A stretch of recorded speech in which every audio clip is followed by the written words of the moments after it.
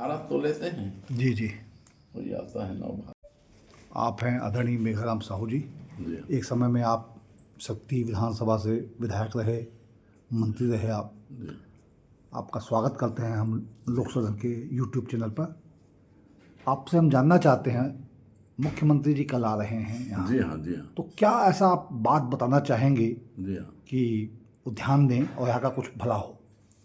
ऐसा है कि इस क्षेत्र में उनका आगमन तो बीच बीच में होता ही है, लेकिन कल आ रहे हैं तो वो उद्घाटन करने के लिए वो इनाग्रेट करेंगे अपना जितना भी पास हुआ है इस ज़िले में, जी उसको एक साथ नींव का पत्थर बनाएंगे जी और उसको पास करके जाएंगे। जो भी इस क्षेत्र की समस्याएं लोकल होंगी जी वो सब आवेदन देने भी आएंगे, तो आवेदन भी लेकर के वो जाएंगे और जिसका निराकरण वो करेंगे। जी जी और बीच बीच में तो हमारे जितने भी लोग हैं शिविर आदि के माध्यम से घर पर घर पहुंच सेवा में अपना वो लोग अपना समस्या जितना है उसका निवारण करने के लिए करते ही हैं। लेकिन जो समस्या का भी अंत नहीं होती, समस्या आती रहती है और उसका निदान भी होते रहता है। तो हमारी सरकार जो है उस विश्वास पर है कि नरेंद्र मोदी और हमारे यहाँ के साय जी, विष्णुदेव साय जी, ये लोग बहुत ही अटूट श्रद्धा और विश्वास के साथ हमारे पब्लिक की सेवा में लगे हैं। नहर आदि का तो बढ़िया व्यवस्था हो गया है, पानी भी दे रहे हैं। अभी अमन चैन की जिंदगी दिखने में आया है। इस बीच में नहीं दे रहे हैं पानी करके सबके मन में उहापोह हो रही थी। अब नहर आ चुका है और धान बोनी चालू हो गया है। जी जी। तो किसानों के लिए तो बेहतर समय है और डबल फसल लेंगे वो लोग। और ज़्यादा समस्या इस क्षेत्र में वैसा नहीं दिखता। और थोड़ी मोड़ी जो है हमारी, जैसे आत्मानंद स्कूल आदि खुले हैं, तो हाई स्कूल आदि और आवश्यकता एक दो जगह पड़ेगी। उसके लिए हमको शिक्षा का विकास उत्तरोत्तर करना पड़ेगा। शिक्षा का विकसित होना इस क्षेत्र में बहुत लाजमी होगी। हाँ जी जी। बाबू जी, रबी फसल जैसा हाँ आपने बताया, जी हाँ जी हाँ बीच में पहले की जो सरकार थी वो भी चाहती थी कि ना हो, हाँ और अभी भी एक आया था स्टेटमेंट जी कि हाँ नहीं जी हाँ होना चाहिए हाँ जी हाँ जी हाँ और होना चाहिए। जी हाँ ये जो संघर्ष है, जी हाँ इस जी पर आपकी क्या प्रतिक्रिया है? इसमें प्रतिक्रिया मेरी यही है कि यहाँ के भौगोलिक दृष्टिकोण से और वर्षा के दृष्टिकोण से जिस प्रकार से व्यवस्था बनी हुई है उसमें केवल हम लोग धान की खेती लेते हैं।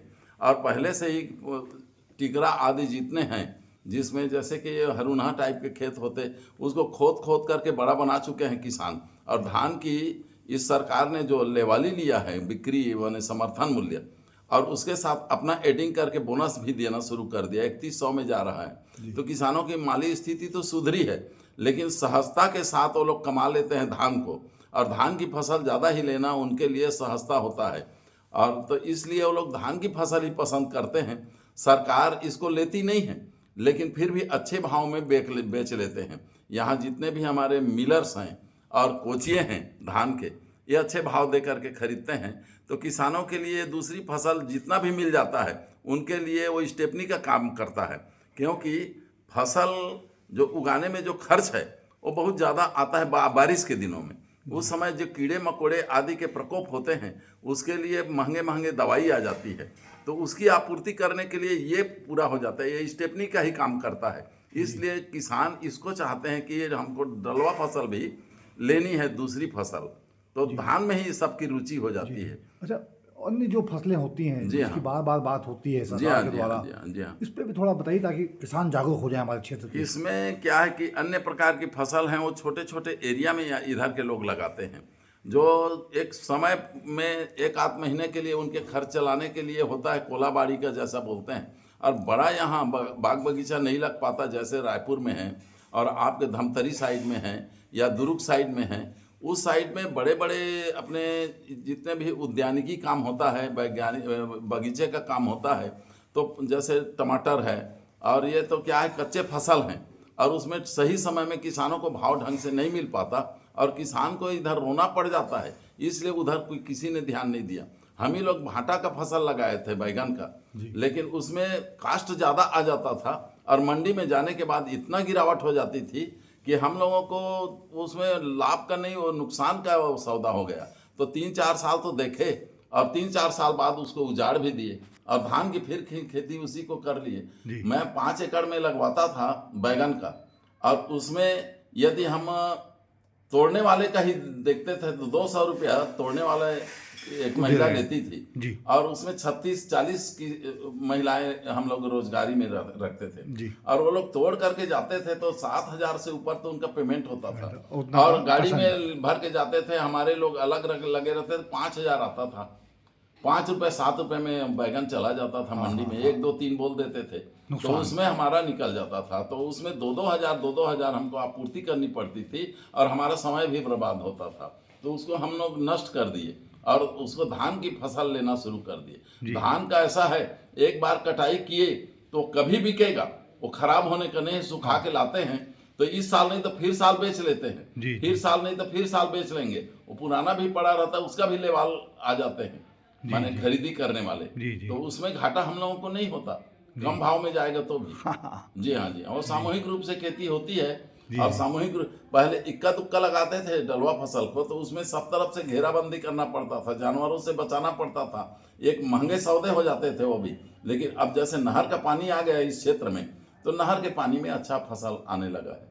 आदरणीय साहू जी, आपके पास निसंदेह बहुत ही ज्ञान है जी हाँ। और जब हम लोग आपको सुनते थे वक्तव्य जी हाँ। तो मंत्रमुग्ध हो जाते थे लोग। हाँ जी हाँ जी। ऐसे में हम आपसे जानना चाहते हैं, जी हाँ। ये जो डबल इंजन की सरकार छत्तीसगढ़ में आ गई है, जी हाँ जी इस हाँ। पर आप क्या ऐसा कहेंगे कि एक नई दिशा मिले लोगों को? ऐसा है, उत्तरोत्तर हमारा विकास चाहिए और विकास में जितने लोग जुड़ते चले जाते हैं वो विकास में उतनी उन्नति और अच्छी उसकी गति बनती है।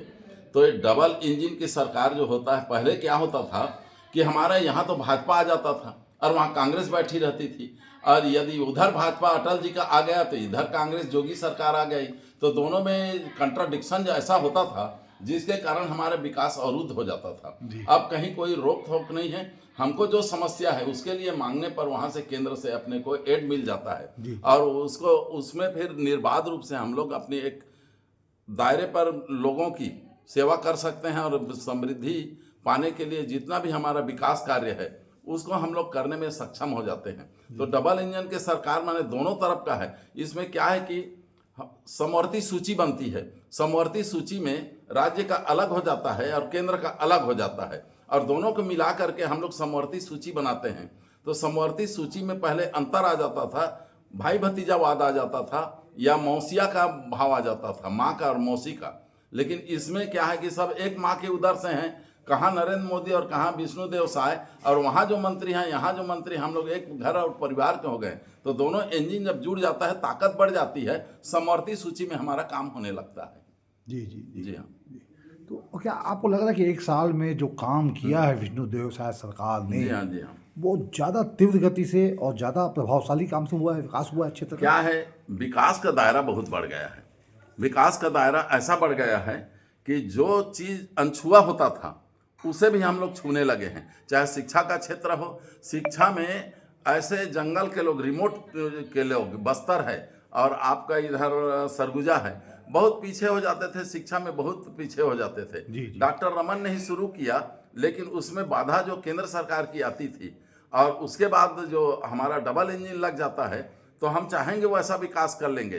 छोटी छोटी स्कूल बनाए, मिनी स्कूल खोले और जहाँ कभी कोई खोल नहीं पाया तो एक शिक्षक दिए और उसके बाद वहाँ पढ़ाई शुरू हो गया। नहीं तो शिक्षा से दूर हो जाते थे और लोग 15% वहाँ की शिक्षा होती थी पहले आपका कोंटा एरिया तरफ, बस्तर तरफ, और अब वो लोग अभी 80% छूने लगे हैं, 80% से ऊपर साक्षर हो गए। तो हमारा तो राष्ट्रीय मानक का हम लोग प्राप्त कर रहे हैं। तो ये डबल इंजन की सरकार में ये भी है और अपनी सोच है इसमें, एक सोच, नियत, नीति, ये हमारे विकास के लिए अच्छा है सरकार की। तो ये दिशाएं जितनी हैं उसको गहन रूप से रिमोट क्षेत्र तक के ले जाना और एक गांव के भीतर में जो समस्या है उसको ऊपर उठाना, यही तो हमारा उत्तरोत्तर वृद्धि का है और हम सही विकसित भारत की कल्पना करते हैं और राष्ट्र निर्माण में हम लोग सब जुटे हुए हैं। धन्यवाद। एक सवाल हमारा और है जी सर। जो धान का जो मामला है, हाँ जी, बहुत चर्चित मामला है। जी हाँ जी। इस पे क्या आपका दृष्टिकोण है? देखिए, अपने अपने उद्योगों को बढ़ाने के लिए सारे लोगों की सोच जो है गंभीरता से, और सबका संगठन बना हुआ है। संगठन में थोड़ी सी भी बात होती है तो लोग अपना समस्या बना करके जो लाते हैं, सरकार को उसको छूने में, उसको ऊपर उठाने में, उनकी मान्यता करने में उनको ये दिक्कत आती है कि यहाँ प्रॉफिट के जगह पर सब हम लोगों का नुकसान बैठता है सरकार को, तो सभी जगह रेवड़ी जैसे बांटना और किसी प्रकार के, तो उसमें जो बाधा आती है उसको सरकार को सहन करना पड़ता है और उसमें कभी कभी व्यवधान आने लगते हैं। तो अपनी अपनी समस्याओं को सामने रख करके जब व्यवधान डालते हैं तो उसमें एक समय लगता है और समय पार होने पर फिर वो समय का तकाजा छू नहीं पाते हम लोग। जी जी। तो उसमें पिछड़ता है कोई भी अपना नीति। अच्छा, आप कभी किसी धान केंद्र में गए हैं, वहाँ का हालात को देखा है आपने? जी हाँ, कि किसान क्या कह रहे हैं, कैसा उनके साथ सलूक हो रहा मैं है? यही बात बोला कि सबकी अपनी अपनी समस्याएं हैं। जैसे इसको अपना संग्रहण क्षेत्र तक ले जाएं जी। तो संग्रहण ले जाने में एक खर्चा है और उसके बाद उसको अपना निदान करने में दूसरा खर्चा है। जी, जी। तो कोई भी अपना जो है, जो मिलर्स है, जिसको वो अपना मिलिंग करता है, तो उसके लिए यहीं से उठ जाने पर एक खर्चा हमारा बच जाता है। इसी कॉन्ट्राडिक्शन में समय पार हो जाता है। हाँ। और समय ऐसे ऐसे तो यहाँ के निराकृत करने में जी। हमको लगता है उसमें। जी जी। जी हाँ। अब अंतिम सवाल आपसे। हाँ जी हाँ। आप लगभग 2 टर्म आप जी हाँ। थे, आप जी हाँ। मंत्री भी थे आप। जी हाँ। अभी आप एक प्रकार से आपको वो दायित्व नहीं है, जी हाँ। तो उन दिनों को कैसे याद करते हैं आप? मैं, ऐसा है कि मेरा यह स्वभाव रहा है कि मेरे सामने कोई भी आए, मैं विरोध और अपना पक्ष नहीं देखता। वो जिस लायक है, जिस पद में जाने लायक है, उसको मैंने बढ़ावा देना शुरू किया। क्योंकि हमारी यहाँ जो केवल कांग्रेस जीतती थी और कांग्रेस में ये सामान्य क्षेत्र होने के बाद राजा नाम से ऐसा प्रचलित था कि इसमें राजा वो आदिवासी है, लेकिन सामान्य क्षेत्र में उसी को सब दंडासरण हम लोग प्रणाम करते थे और उसी को भेजते थे और काम उतना वो नहीं कर पाते थे। विश्वास था उसमें लोगों का और विश्वासघात वो नहीं करते थे, लेकिन उनकी आदत ही है कि काम नहीं करते। तो इसमें हम लोगों को आना पड़ा, नहीं तो राजनीति में हम लोग क्यों आते? शायद पहली बार आपने तोड़ा उस हाँ, मिथक को। पहले बार तोड़े हम लोग। हाँ। और उसके बाद आने पर हम लोग अपना वजन बढ़ाना शुरू किए।